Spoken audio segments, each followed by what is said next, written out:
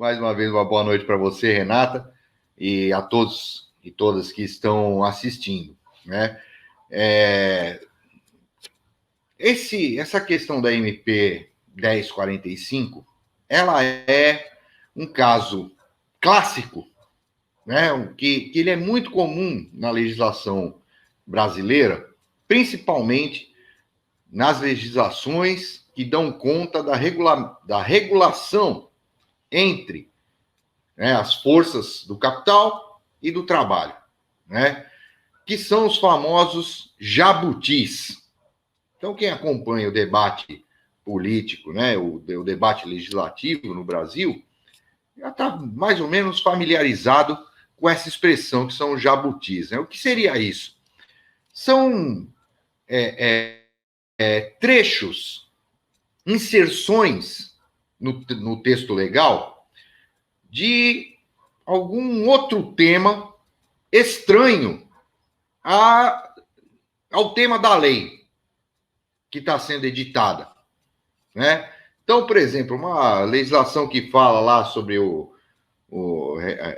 fiscalização do meio ambiente, e aí o legislador coloca lá, no meio dessa legislação do meio ambiente, coloca um trechinho que regulamenta um outro assunto. Por exemplo, a venda de propaganda de álcool, por exemplo, né, na TV. Algo que não tem nada a ver com o tema que está sendo tratado naquela lei, né? Esse é o jabuti. Isso acontece bastante. E no caso da MP 1045, o tema dela é o benefício temporário, né, para a manutenção dos empregos durante o período de pandemia e de crise econômica aí, derivado da pandemia, né?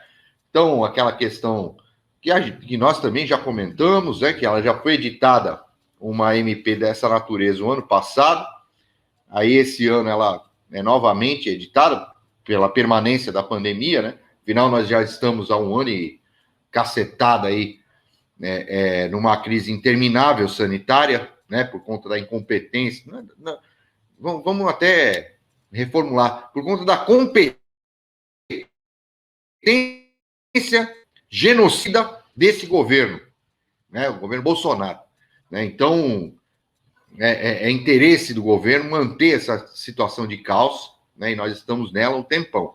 Então, esta MP 1045 seria uma reedição da MP anterior, que, entre outras questões, garantiria uma certa estabilidade no emprego, com redução de jornada e consequente redução salarial, uma parte dos salários, né, o governo se comprometeria a pagar, caso o empresário aderisse ao programa, enfim, né? Então, esse seria o tema da MP. No entanto, o legislador, até tem o nome dele aqui, do relator, deixa eu falar o nome dele, que é importante as pessoas saberem aí. Cristino Áureo, deputado Cristino Áureo. Guardem bem esse nome aí, né? Ele incluiu 2 jabutis, quer dizer, 2 temáticas diferentes, né? 2 temas não são 2 temáticas diferentes. Uma temática diferente, desdobrada em 2 temas, né? Em 2 pontos. O primeiro é um programa chamado Priori. O que faz esse programa chamado Priori? Ele reduz o valor do fundo de garantia que as empresas têm que, né, pagar por cada funcionário para jovens de 18 a 29 anos ou mais velhos, né, mais idosos de 55 anos, né, que estejam há 12 meses sem emprego formal. Né? Então, se uma empresa opta por aderir a este programa, Priori, ela vai depositar um valor de fundo de garantia menor para esses trabalhadores, né, situados nessa faixa etária, entre 18 e 29 anos, jovens, e que são mais, que estejam além dos 55 anos. Além disso, tem uma questão que é importantíssima. O salário máximo estabelece um teto salarial, né? Então, aqui no Brasil, né, com essa MP aí, a gente já tinha um salário mínimo que era ridículo, e agora se estabelece um teto salarial para a força de trabalho. Esse teto é de R$ 2.200, né? Então, aí diz que se contratar, se contrata 2 anos nessas condições, se passar disso, aí vira um contrato normal, né? O programa teria validade 2 anos. O outro jabuti, mas isso tem é uma pegadinha para o trabalhador, né? É uma pegadinha. O outro jabuti se chama REQIP, que é uma contratação de trabalhadores sem registro, com o fim, a finalidade de proporcionar a reentrada, a requalificação profissional, né? Então, a empresa adere a esse REQIP, né, que é o nome do programa, e, em vez de contratar o trabalhador, né, ela inscreve esse trabalhador num programa de formação continuada, né, e paga uma bolsa de R$ 550, né? Então, metade do salário mínimo. Não é considerado um vínculo trabalhista, né? Este REQIP, ele é voltado também para jovens de 18 a 29 anos, né? E também para aquelas pessoas que fazem parte dos programas assistenciais, enfim, né? Então, veja só, esses dois elementos que foram colocados na MP, que não deveria tratar disso, eles basicamente continuam a reestruturação da lei trabalhista brasileira, que foi reformada pelo desgraçado do Michel Temer, né, que rasgou a CLT.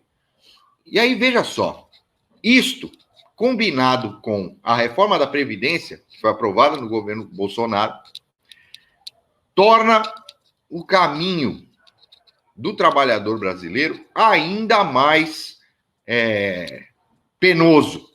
Por que isso? Vamos lembrar que, na atual regra previdenciária, né, o trabalhador, para que ele tenha acesso a uma aposentadoria que lhe dê, vamos dizer assim, 100% da média salarial, 100% da média salarial, é necessário que eles tenham 40 anos de registro em carteira, certo? Se o trabalhador, o jovem, é contratado pelo Priori, né? Se ele é contratado pelo Priori, logo de cara, o salário dele já vai encontrar um teto. Lembrando que, com a reforma da Previdência, a média, né, o seu benefício será dado de acordo com a média de todos os salários, desde o primeiro até o último. Então, isso vai provocar uma redução violenta nas médias salariais. No caso do REQIP, ele nem conta para o tempo de aposentadoria, porque ele não é considerado uma relação trabalhista, é considerado como um estágio, né? Então, por isso que nós estamos afirmando, e já, né, soltamos material de agitação sobre isso, que esta MP 1045, ela funciona na prática como uma mini reforma trabalhista, né? Uma mini reforma porque ela só coloca esses dois elementos, né? Assim, mais permanentes. No entanto, os efeitos são extremamente danosos, né? Se nós formos considerar que a força de trabalho no Brasil, ela é extremamente rotativa, né? Ela tem... É muito comum o trabalhador ficar mais de um ano sem emprego e carteira assinada. No final das contas, muita gente vai acabar passando quase que toda a sua vida funcional sendo empregado por esses dispositivos aí perversos da MP 1045, né? Aí, para finalizar, né, esta MP foi aprovada na Câmara. Ainda não foi sancionada pelo Senado. É mais um incentivo para que o jovem trabalhador e a jovem trabalhadora, o trabalhador já veterano que está nos assistindo hoje, junte aquela raiva, né? Aquele grito que está preso aqui no seu peito, e na quarta-feira se juntar aos trabalhadores do serviço público para que a gente consiga fazer uma grande paralisação, uma grande manifestação, para que esse governo, ou pelo menos os parlamentares, comecem a temer a ira popular. Porque só assim esses ataques poderão diminuir o seu ritmo, cessar, e quem sabe, né, dependendo da nossa força, até reformas progressistas, né, e não regressivas, como a gente tem assistido até aqui. Esse é o recado. Revolucionários do Brasil, fogo no pavio, vamos libertar nosso povão.